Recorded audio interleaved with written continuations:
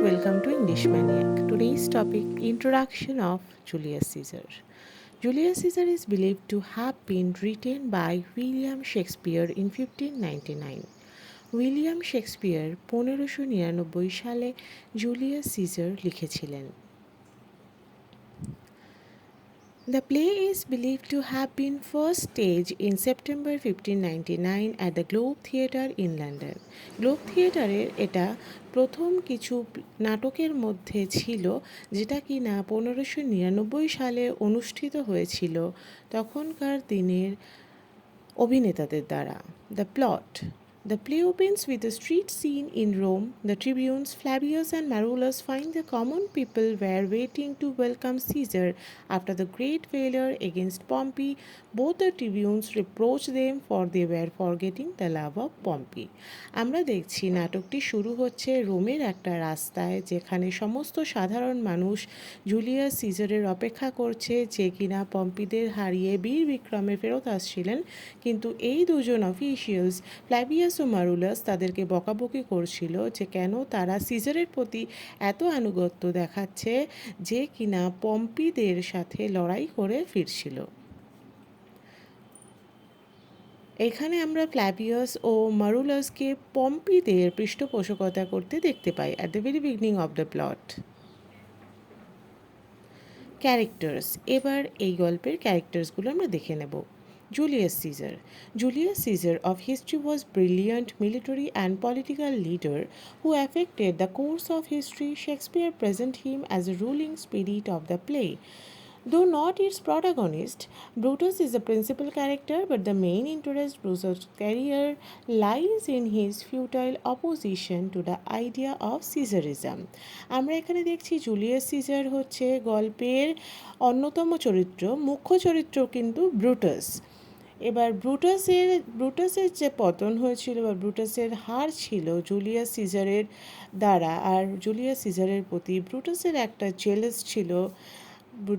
এইটাই আমাদের এই গল্পের মুখ্য একটা আকর্ষণ, যে ব্রুটাস প্রটাগনিস্ট, জুলিয়াস সিজার কিন্তু প্রটাগনিস্ট নয়। জুলিয়াস সিজার ছিল একজন ভেলিওর ব্রিলিয়েন্ট মিলিটারি এবং পলিটিক্যাল লিডার।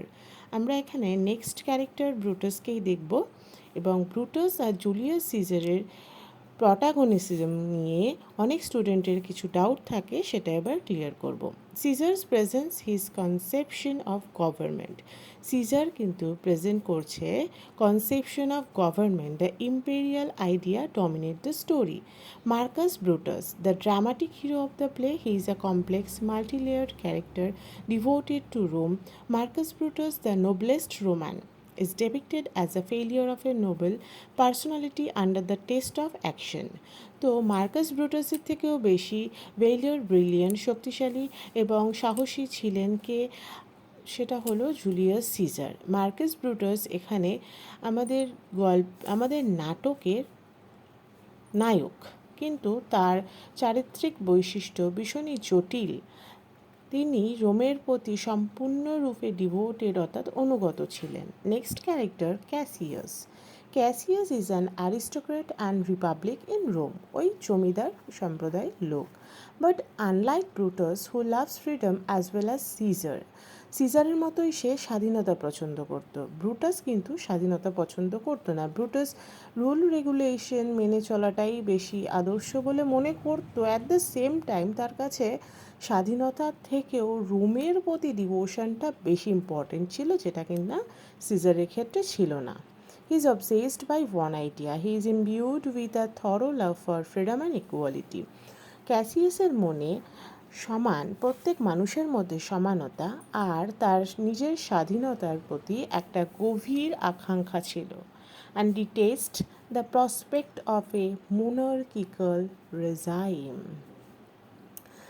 ক্যাসিয়াসকে আমরা এখানে দেখতে পাচ্ছি এমন একজন মানুষ যে ভীষণভাবে সেলফ মোটিভেটেড ছিল, সেলফ ইন্টারেস্টের দ্বারা মোটিভেটেড ছিল, নিজের কি পছন্দ সেই বিষয়ের দ্বারা তিনি মোটিভেটেড ছিল, অর্থাৎ নিজের ইচ্ছাকে, নিজের আকাঙ্ক্ষাকে তিনি বেশি গুরুত্ব দিতেন। Mark Antony, a Roman soldier and a loyal friend of Caesar, is the foil to Brutus. Mark Antony ছিলেন একজন রোমান সোলজার যে সিজারের খুব বিশ্বস্ত একজন বন্ধু ছিল এবং যে ব্রুটাসের শত্রু ছিল। Marullus and Flavius. Flavius and Marullus are two Roman tribunes who appear in the first scene of the play. Their characters are similar to the story.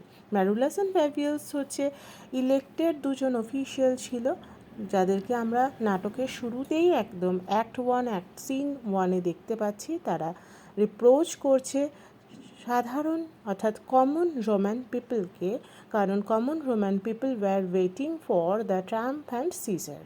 তো তারা পম্পির প্রতি তাদের এক্সট্রা আনুগত্য দেখিয়েছে একদম গল্পের শুরুতে।